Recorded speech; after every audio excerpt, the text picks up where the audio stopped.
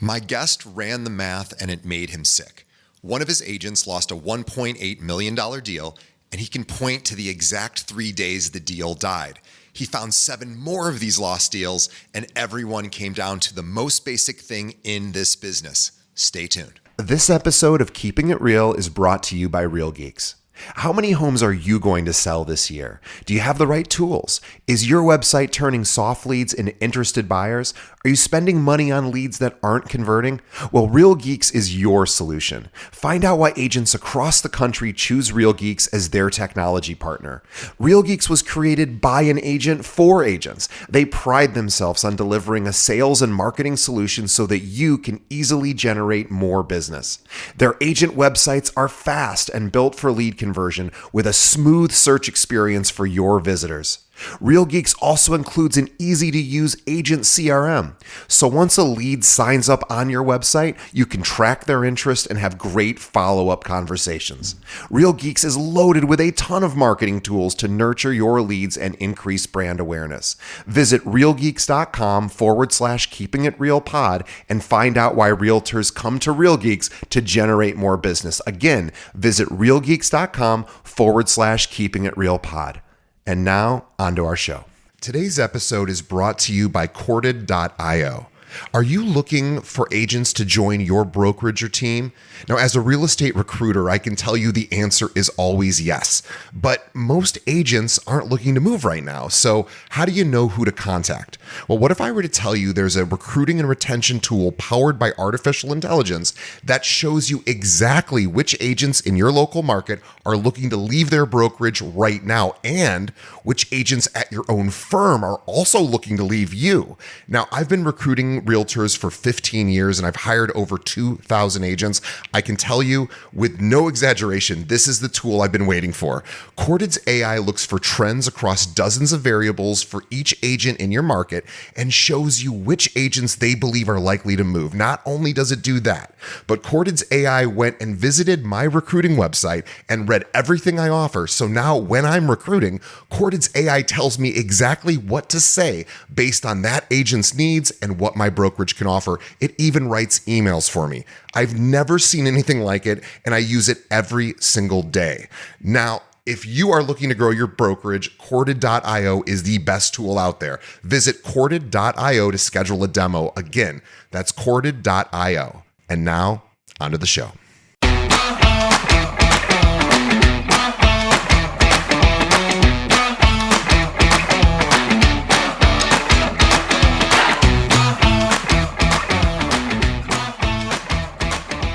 Welcome to Keeping It Real, the largest podcast made by real estate agents and for real estate agents. My name is DJ Paris. I am your guide and host through the show. And today is our monthly series called Better Business with Ben. This is ben.lalez from the ben.lalez group here at Chicago. He's with Compass. He has a big team. He is extraordinarily tech forward, one of the top producing teams in Chicago, top 3, top 4, something like that. Something like that. Yeah. So he is a big time producer, hundreds of millions of dollars a year in production.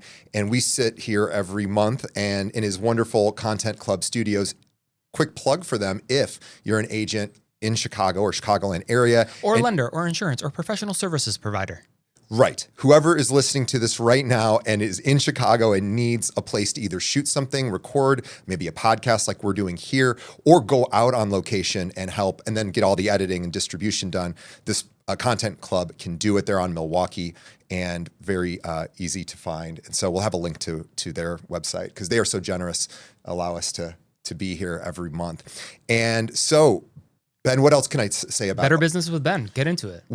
What's your Instagram, just so that everybody can go follow it? The ben.lalez team. Got it. And everyone should, because how many videos you've done? 4,000? I know, kill me. 4,000 videos. 4,000 videos since 2018? Something like that, yep. Yeah, so you've learned a lot. And we're not exclusively here to talk about videos and social media content, although we certainly can. But you've had a lot of experience. You know what works, and you know what has changed and what isn't working right now. Yeah, do I know? I don't know. Complete aside, but after 8 or 9 years on social, I've yet to turn the corner, but I still do it. And we can go into it for ages, why I continue to do it. And I can give you, I'm going to give you an example right now. So though I'm not like an influencer, one of my first ever leads that I paid for in 2017, they closed in 2018. And shame on me, I did not communicate with them once since 2018. I got a call yesterday. It's on Irving Park. It's like a simple 2-bed, 2-bath. And they go, hey, we moved. I'm like, shame on me, I didn't know that. It's like, we've been renting it. I'm like, shame on me, I didn't know that. Will you come list it for us? And I'm like, sure. She's like, and she was like, yeah, continue to see all of your stuff on social. So that's why we continue to do it. That's amazing. And so I wasn't keeping in touch, but you were doing the wrong things with respect to direct client communication, but you were doing the right things, staying in front of them. Yep.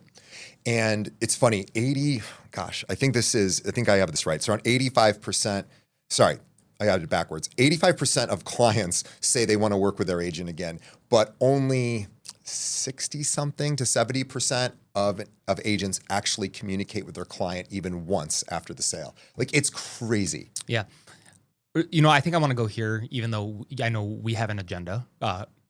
We do prepare for this, believe it or not. So we have, in these summer months, experienced, I think, something that's traditional. It's like we have a crazy hot week and then it's crickets, and a crazy hot week and it's crickets. And I found myself, in these crickets times, like looking at our agents, our 23 agents follow up. And so many of them just aren't doing just the bare bones basics on a regular basis. And we're talking about follow-ups from previous clients or current prospects or current clients. So current prospects, current clients, so people who are even showing that we're showing homes with. And I thought back to when I was in production, and I don't know, this must have been taught to me. I don't know why I did this, but everyone who I considered an active consumer, an active client, I reached out to every single day. Even if there was nothing to report, just want to let you know I'm here, we're good. I'm going to read the email I sent to my team today. Okay. Because I got really frustrated because it was very clear to me like why these clients we weren't closing them. So I'm going to read it. I sent this today. This is, and you know what? This is, as you want to talk about coaching in real time from a top performing team. Well, here. All right. This week I spent a lot of time trying to understand where we have opportunity to close at a higher percentage. And I keep coming back to something really basic. If someone is a lead, you communicate with them. And I did this in all caps every day. Even if it's just to say that you don't have anything to say. Open quote, just wanted to let you know, I checked off-market properties today and there's nothing interesting.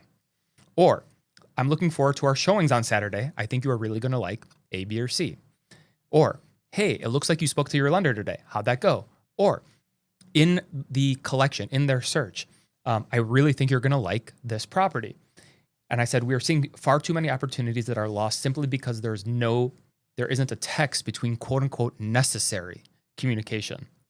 Yes, this means hundreds of texts or notes or comments every single day, but this is the difference. And then in all caps, I go, please believe me. Right. Thanks, Ben. Yeah, it's so funny because I recorded an episode for Keeping It Real called Coffee Talk, and it was just me this week, and I was actually talking about staying in touch with clients for the 30 days between the contract signing and the close. Yeah. And agents typically don't unless there's a problem. Yep. And what you do is, anyway, so I go into some steps about how to do that. So I'll post a link to that in the description. But your description, you're absolutely right. It's the easiest thing that agents don't do. Well, today's Wednesday, July, whatever. And a lot of, I can see that a lot of the agents have showings scheduled for Saturday and Sunday. And I know no one's going to communicate on Thursday or Friday. And it's just a missed opportunity to show the consumer and strengthen the relationship and get that buy-in. Because a lot of these people, they're meeting for the first time on Saturday or Sunday. Oh, wow. Right? So these aren't necessarily referrals. No, something like 50% of our opportunities these are cold. Yeah. And Thursday and Friday, they have a wild the easiest opportunity to find another agent or see an open house or say, oh, never mind, or decide for whatever reason they don't like you or like someone else, or see someone on Instagram and reach out to them, or whatever the case may be. Or fill out another form online and get sent to another agent. Yeah, exactly. And today I spent a lot of time looking at the follow-up, and it was so crystal clear to me. I was like, I went into 6 or 7 of these agents. I identified opportunities that I'm like, why the fuck didn't this close? Why did we lose them? And I was able to point to a date and time. I'm like, you lost them right here. And it's crystal clear. When it's over, yeah. Yeah. And it was I'll give you a perfect example. A buyer asked one of our agents for some information. I know with my agent, and he was going and trying to get that information, but it took 72 hours to get the information. And he didn't say, hey, I'm still on it. I need another day, whatever. Hey, I reached back out. Sorry. Still waiting, yeah. Still waiting. But don't worry, I'm on it. Yeah. 72 hours later, he delivers high quality information. It was a beautiful email. Hey, here's the answer to all your questions. Guess what happened? Guy in that time found somebody else. No, we have no fucking clue what happened. Just disappeared. They didn't communicate back. And it's right there. Right. And I could right now give you all of the examples that I identified today, but it comes down to, so you used 30 days. That's between just contract and close. Yeah. But when they're a lead, I want 100 days. Right. Of some communication consecutively. And it's like, okay, well, I know you went out of town. I really don't give a shit. You went out of town. It doesn't matter. Send a text. You need to sit down. You have anywhere from 5 to 50 quote unquote active clients. It's a minute each, right? Take an hour, go to the business center at the hotel. Yeah. I don't care what it is. Do it from the beach. I don't care. You have to do it. Yeah. It's the difference between, and this is another thing I always say is, you and I can both agree that if an agent is closing 2 units a month, they're among the best of the best. 24 transactions a year is outstanding. Yep. That I think people are missing, just by virtue of what I'm telling you right now, 6 to 10 transactions are lost every single year because of this, the most basic of basic. And that's the difference between doing 12 transactions and 20 to 22 transactions. That's a huge amount of business volume, transactions, money in your pocket that people are missing. You just need to do it's the most basic thing. Well, it's the easiest thing to do. Yeah. We talk about prospecting is hard. Easy is not simple. I call it. It's simple, like doing a but it's push-up. not easy. It's simple, but it's not hard. easy. Simple but hard. Yeah, it's like a push-up. You need to go do it, and yeah, I got to open up my CRM. I got to find them. I got to text them. I have to say something, and it can't be shit. It can't just be like, "Hey, how are you?" Thinking right. You need to give something. Yeah, but I know for certain it's doable. The problem is not doing it. Well, and what you really need is just a list of 25 things. You could ask AI, hey, I'm an agent. I want to stay in touch with my clients. What do I say on a day where there's no new news? If there's news, you just say a little news. But for most time, there won't be. So what are some things I can say? I want to stay on top of these. AI will give you hundreds of reasons. And then you just select from a menu. It's just simple. It's so simple. And, with Compass, we have like a collection and you can communicate with them. Well, go find anything about any property and say, I think you'll like this, or this one's not for you, or whatever the case may be. It's just say something, say anything. Right. Please God. Even just, hey, I was chatting with your lender. Your pre-approval still is great. Everything's good. Just want to let you know I'm on it. See you.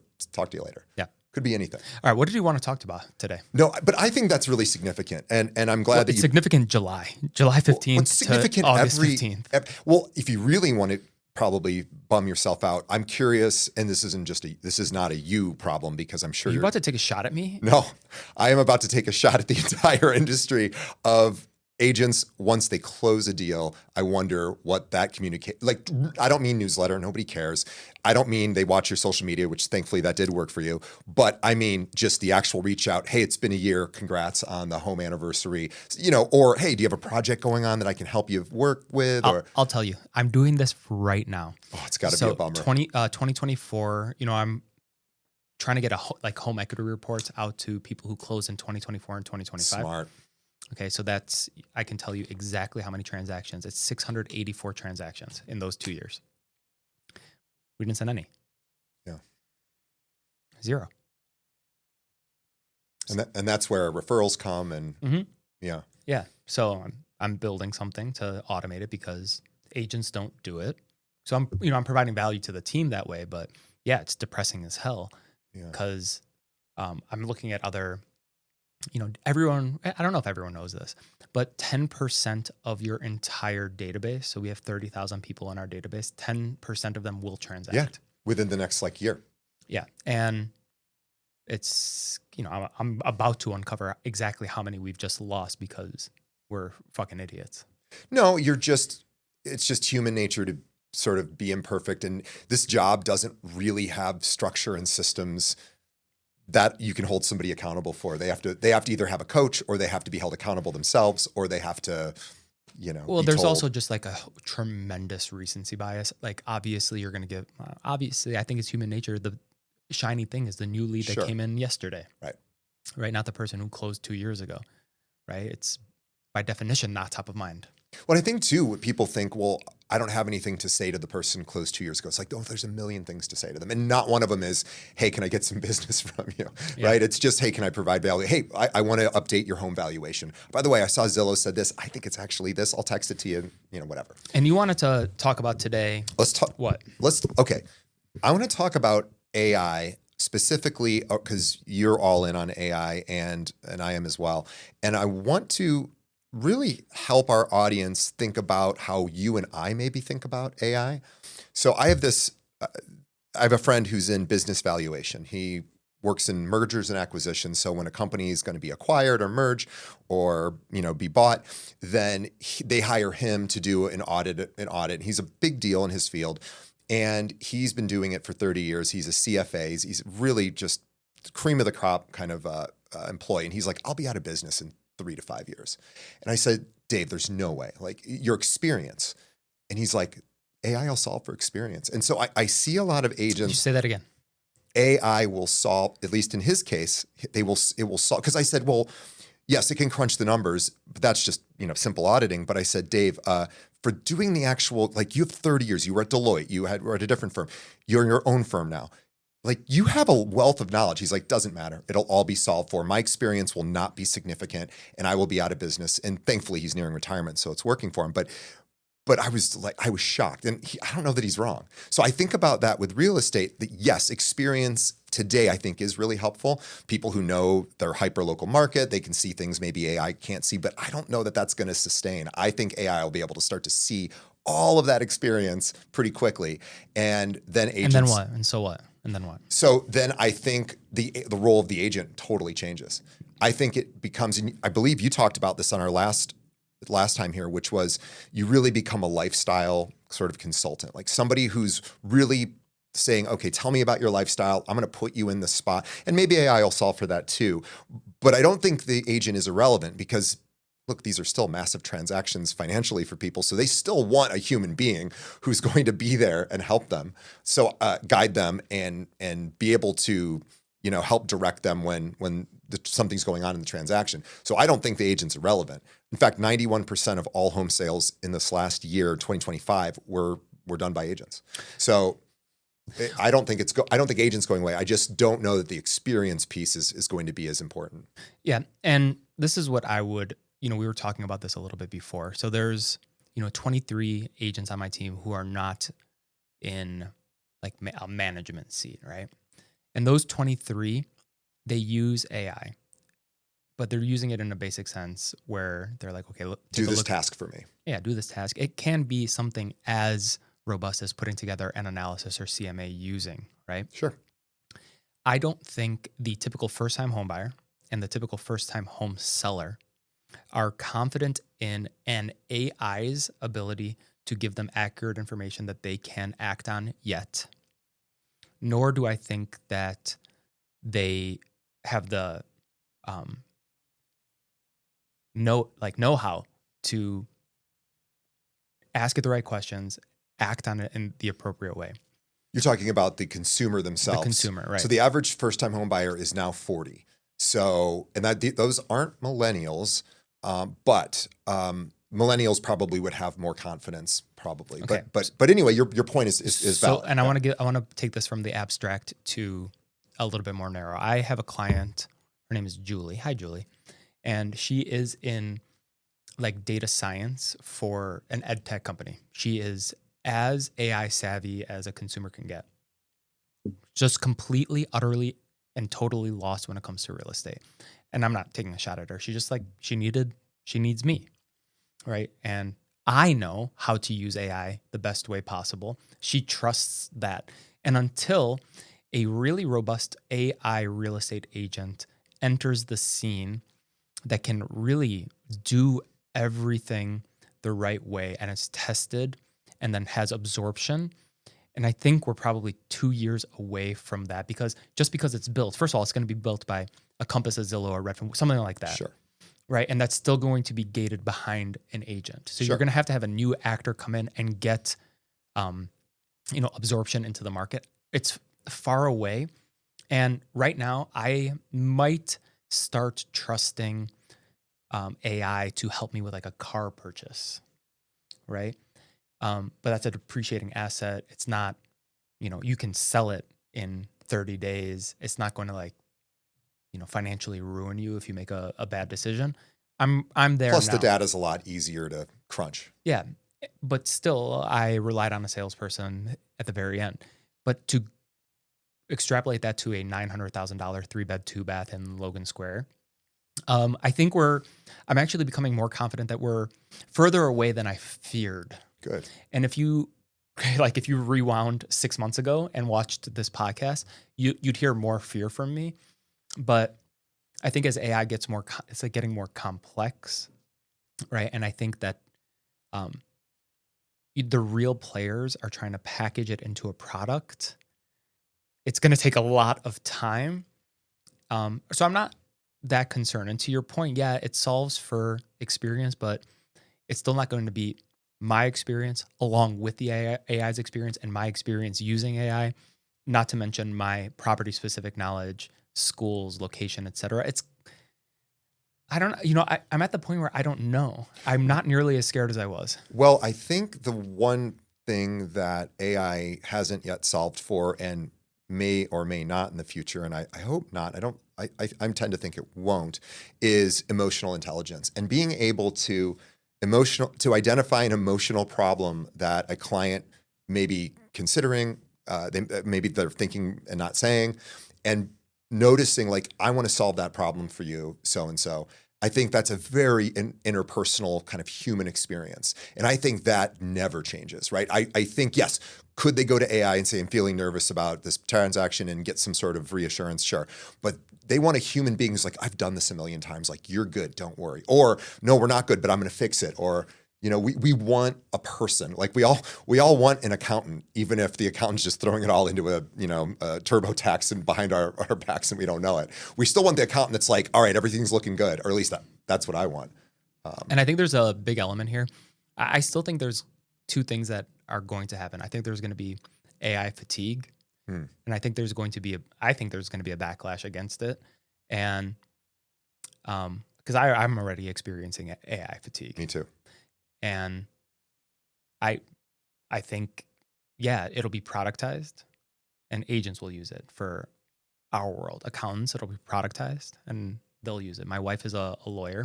They're already I forget the name of, there's like already a big one. And, we're going to trust a lawyer to know how to use that AI Sure. appropriately. And that's where I'm at today. And, when we do this next month, it'll probably change because that's the speed at which, there might be a breakthrough. And so you had said that a lot of your agents aren't using AI to the fullest extent. They're using it more like a Google search. Yeah. Help me solve this particular thing.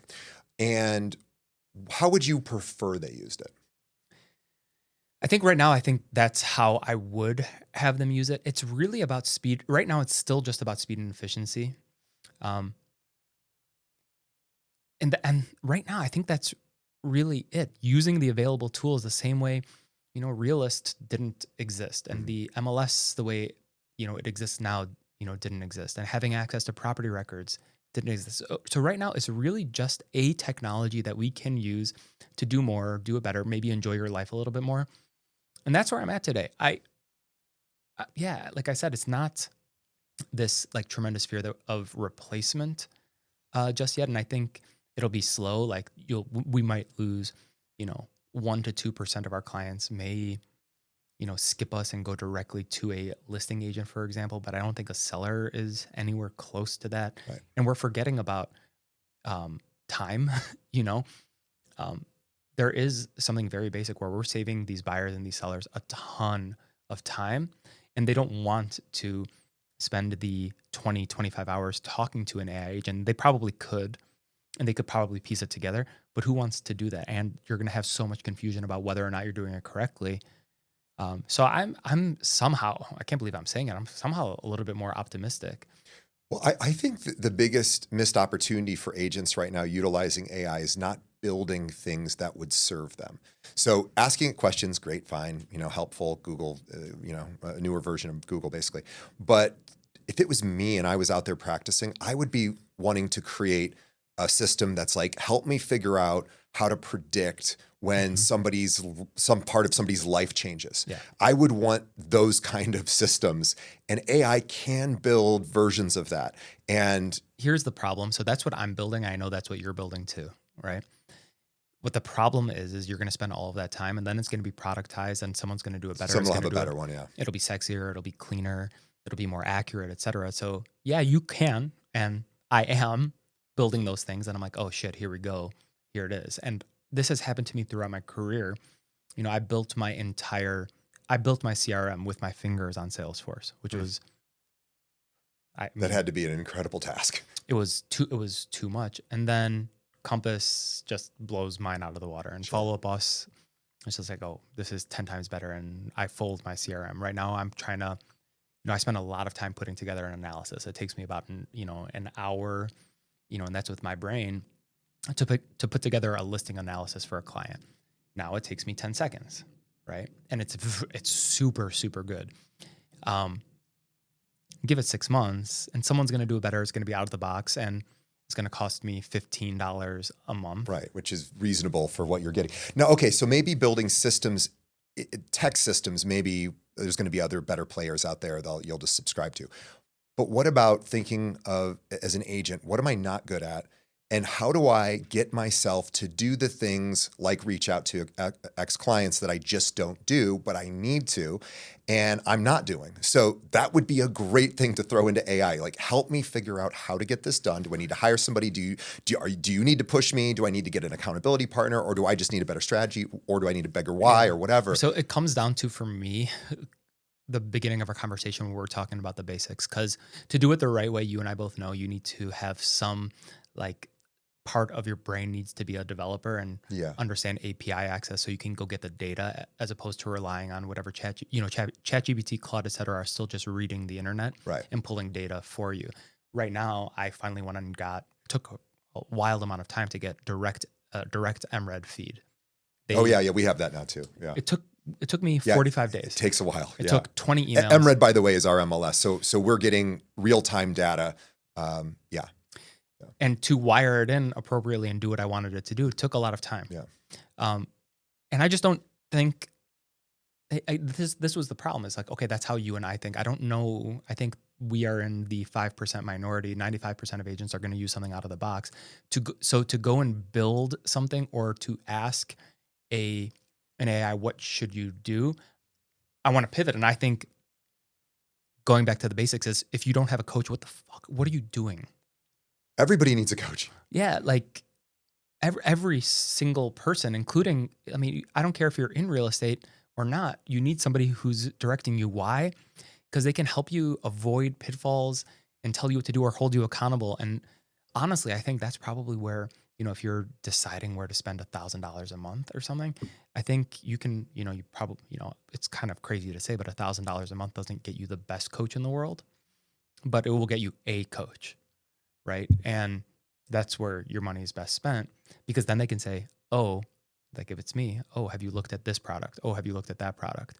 Oh, like, I'll hold you accountable. Let me make sure, like, hey, next week when we're sitting down, you better have reached out to these 50 people that you said you would reach out to. Or, my coach, I would have to, at the time, we don't need to get into politics. If I didn't do it, I needed to donate $50 to the other party. The other party. Yeah. Yeah. And he would hold me accountable to that. Sure. Right. And I didn't want to do it. And that was a strong enough push for me. Was it a public donation you had to do too? So your name's attached to it? No, but I really didn't. Yeah. This was scum of the earth in my mind. Right. Yeah. So one thing that I recently did, just as a suggestion to anyone who does want to build something that would be useful, is I built a council of basically my own council of in this case, this was for short form video. I realized my short form video, it's okay. My engagement is fine. My reach is getting better. My videos are getting better, but I wanted to have a council of 5 of the top short form video marketers online to, before I do any recording, evaluate a script, tell me what's weak, tell me what's strong, what do we need to change? And I was able to do that very easily. And that's something. I couldn't disagree with you more. Really? Couldn't disagree with you So more. tell me why. You're different. Meaning you disagree with me in the sense of. That's what people can or should or maybe would want to consider doing. To spend all of that time to go do it right. Mm-hmm. What I find agents falling into the trap of is they will spend 50 hours building it, and then they won't actually put out any content, or it'll have to be perfect. No, just go out and shoot. Right. And then very, very soon, and I haven't looked too closely at that very narrow thing. I guarantee, DJ, something out of the box exists, and it may not be perfect for them, or if it doesn't, it will. Yeah. So you're right in that sense, that building the system is more fun than actually doing the hard work. For you. Yeah. Well, but and for me, your point and is, I'll actually, once I build a system, I'll actually execute on it. And once you build it, you'll actually execute on it. But it is a lot of time, and it's a lot of time. And your know-how is deeper. I pay a coach to literally tell me to get off AI and get on the phone and make calls. Okay. So there you go. There you go. So you're absolutely right. So you could, like, a very simple thing is I think ChatGPT has this, you can connect your Gmail account, and you could probably wire it to, ask you if you've done your follow-up today and reply with the number of follow-ups you did. And then it can keep track. Okay, fine. That's like super low level, I would argue. That's actually one step above low level. Okay, fine. But right now, yeah, people aren't doing, and I think right now this shiny object of AI is consuming. Because it's fun. For you. But people are hearing me and you say, okay, AI, and they spend all of this time and they're getting nowhere. And they're not calling their clients. And they're not calling, they're not sending that text. It's killing me. It was a $1.8 million opportunity. They lost them between June 26th and June 29th, that 3 days where there was no communication. Let's solve for that first. Cause I have that problem too. And I know my agents do. Sure. And I was able to identify 7 opportunities that I know were lost out of thousands just by spending 2 hours on it. And for people watching, that's the problem. So the takeaway is contact your client, if not every day, 5 times a week with some sort of information, or just checking in, or just letting them know, well, I'm on it. I watch a lot of Tom Ferry and other coaches, and they're like, never say just checking in. But okay, well, whatever. No. But my point was, if that's all you got, that's all you got. It's better than nothing. Yeah. No, yeah. Have a reason to talk to them. But even if it's, I don't have an update. You know for what the reason today, is to talk to them? Is because they're your client, or you want them to be your client, and this is what's required. Yes. Or it's also the experience they're not expecting. One of the ways that when I recruit agents, and I never say, come work at our company, because who cares? Nobody wants that. I never say, here's all the cool stuff we offer, because everyone's got all the same stuff. We all have great tools, and we all have great training and coaching, and our commissions are great, and our fees are whatever. Everyone says that. And nobody needs to hear my sales pitch. But what I'll say to them is, hey, what's your biggest fear right now? Or where's the biggest challenge in your business? I might have a solution for you. Not joining our firm's the solution. I got a tool, or I have I talk to top agents, so I have something I can give you. And that's the only way I know how to recruit. But it requires me really asking the person about them, because it's the only thing that matters. Is they don't care about me, they care about themselves.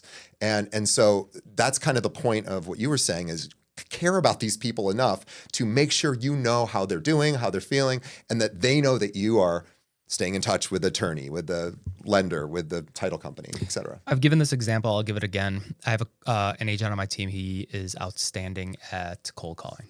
Okay. Which is a tough skill. It's tough. And I caught him spending like 3 or 4 months building like an intense follow-up system. And you know how many cold calls he made? Not many. Yeah, not many. And this is the same problem. It's like you can spend a ton of time building an AI system that's going to work, or you could just do the follow-up that you know that is required and wait for an AI system that comes and by the way, does it. 99% of agents aren't doing cold calling. So you doing however many calls you do without a system is still better than the person who makes 0 calls. Well, the example I gave to him is if you're going to make 1,000 phone calls with no system and you're going to get 10 closings, Right. or you're going to build this beautiful system and you're going to waste a lot of time and you're going to make 250 calls and you're going to get 6 closings, I'd rather you do the former, not the latter. Sure. And yeah, I think everyone in our industry is falling into a trap of not, of shiny object syndrome, and Sure. AI could not be shinier.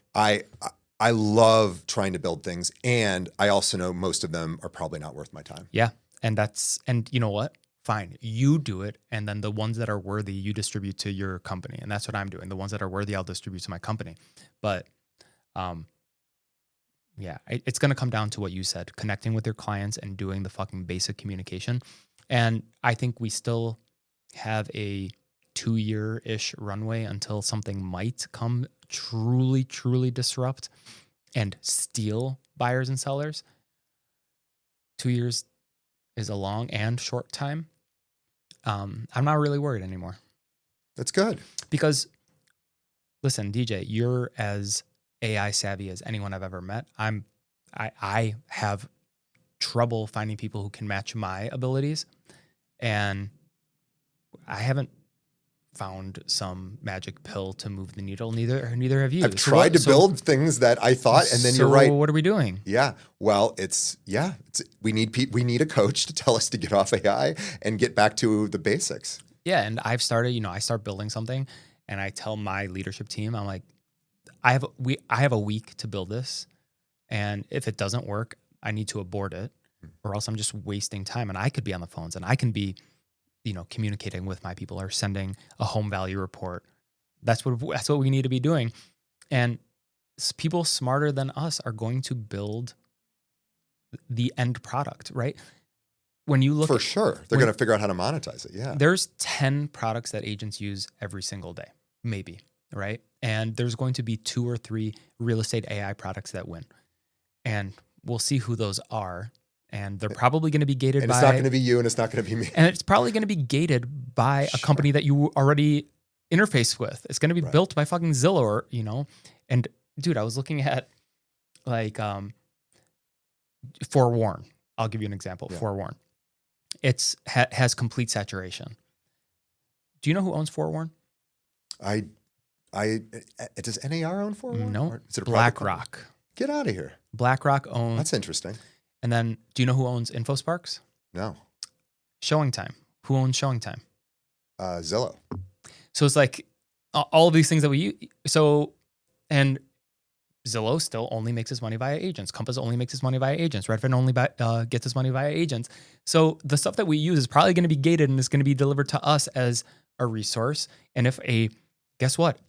If a third-party player enters and they build the AI agent that is going to kill all agents, what's going to happen? Zillow's going to buy it. Someone's going to buy it, and someone's going to hoard it. And it's going to gate, and it's going to gate it, and it's going to be my assistant or something like that. And that's what I've come to believe, because real estate, I'm coming to learn, and I'm at Compass, so we don't have to go down that rabbit hole. It's the same thing where nearly everything you consume, you eat, is owned by like 5 companies. Yeah. It's the same thing in real estate. Yep. So I don't know if we have to worry all that much. Yeah, I think that's a great place to wrap, is that if you are going to use AI, think about a way that it can actually benefit your skill set or improve your skill set or help you become more efficient, and spend as little time building, I guess, as you can, because if it's at the expense of the push-ups you need to do for the business, then you're losing. I'll tell you where I would focus on is, first of all, you need to have your accounting solid. Take a look at where you're spending the most money and find an AI tool that will reduce that expense. That's the easiest way to move the needle with things that already exist. And if you just want to double your business, double your prospecting. You don't have to even get better. I have something interesting I want to share. Is I was talking to this really huge AI platform yesterday, and they were showing me all of these case studies, right? And it came down to the agents and teams that are doing the most volume. What did they all have in common? They had the most contacts in their database. Makes sense. Right? And how do you get more contacts in your database? You hustle. Yeah. Yeah, get out and meet people. So let's go back to basics, everyone, and let's go out and do our job. And more importantly, do the things that we know are helpful. And you can use AI to help you do those things, or at least give you, if it's contact with clients and you don't know what to say, that's a great thing to ask AI. And it'll give you a million, different reasons to reach out. And that way you don't have to feel like, I don't have anything to say. Don't worry, AI will tell you. So that's what I would use it for. And I do that now when I reach out to agents who I'm trying to recruit. I say, how do I do, what do I say that's not salesy? How do I, and what I use AI for is to tell me, oh, this person just did a very big deal. And then I call them and I say, hey, I saw you did that big deal. And how many API integrations are required for you to get that information? Very few. But some. But a few. Oh, right. I'm not saying that's an easy thing to build. I'm saying that's the reason I want to reach out to somebody for with a reason like that. And by the way, there is tools that already do that for me. Market View Broker. Yeah. Is the cheap version of Corded's the bigger version. Yeah, there you go. Yeah. So anyway, I want everybody to follow Ben at the Ben.lalez team. On Instagram, you can also find him at ben.lalez.com. ben.lalez.com. And I want to thank Ben on behalf of our audience for coming in, talking about what's on your mind and what you're dealing with as a team lead. If you made it to the end of this, thank you, DJ. People reach out to me via DM or email, et cetera. I reply to all of them. I read all of them. It's not that many. So if you want to reach out, say hi or whatever's on your mind, please. I have a quick suggestion too for anyone doing that on social media, in particular Instagram. Send people voice memos. No one ever does this. You get a voice memo in your DM. I've received like one ever. I was like, what is this? It was very flattering. And it felt a lot better than somebody's typing out. But anyway, so do that with your clients. Or if you want to reach out to one of us, shoot us a message. We'd be honored to hear from you. And on behalf of Ben and myself, thanks to the audience for making it to the end. We appreciate you. The best way you can help us is by telling a friend. So think of one other agent or just share this with your brokerage. We would appreciate you. And we will see everybody next month. Thanks, Ben. Thank you.